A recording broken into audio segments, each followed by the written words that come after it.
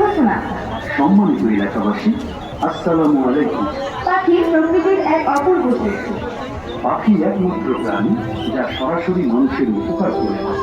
যেমন ফসলের ক্ষতিকারক কীট পতঙ্গ, পোকামাকড় ও ইঁদুর দমন, পরিবেশকে দূষণমুক্ত রাখা, ফল ও শস্যের পরাগায়নে সহায়তা প্রদান, বীজের বিস্তার, খাদ্য শৃঙ্খলে সক্রিয় অংশগ্রহণ ইত্যাদি ক্ষেত্রে অনবদ্য অবদান রেখে চলেছে প্রতিনিয়ত। কিন্তু এদেশের এক শ্রেণীর অসাধু, লোভী ও অনৈতিক শখের অধিকারী প্রকৃতি বিধ্বংসী মানুষ নির্মমভাবে এয়ারগান দিয়ে বিভিন্ন ধরনের জাল, হাত, বাটুল, স্টোভ ব্যবহার করে পাখি শিকার ও হত্যা করে।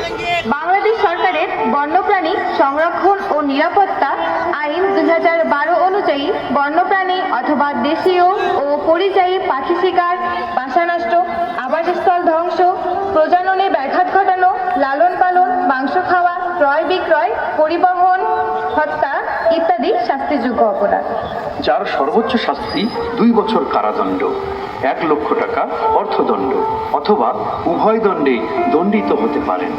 রাষ্ট্রের নাগরিক হিসেবে নিজে আইন মেনে চলুন, অন্যকে মেনে চলতে উৎসাহিত করুন। পাখি অথবা বন্যপ্রাণীর নিরাপদ মুক্ত চলাচলে সহায়তা করুন। ধন্যবাদ।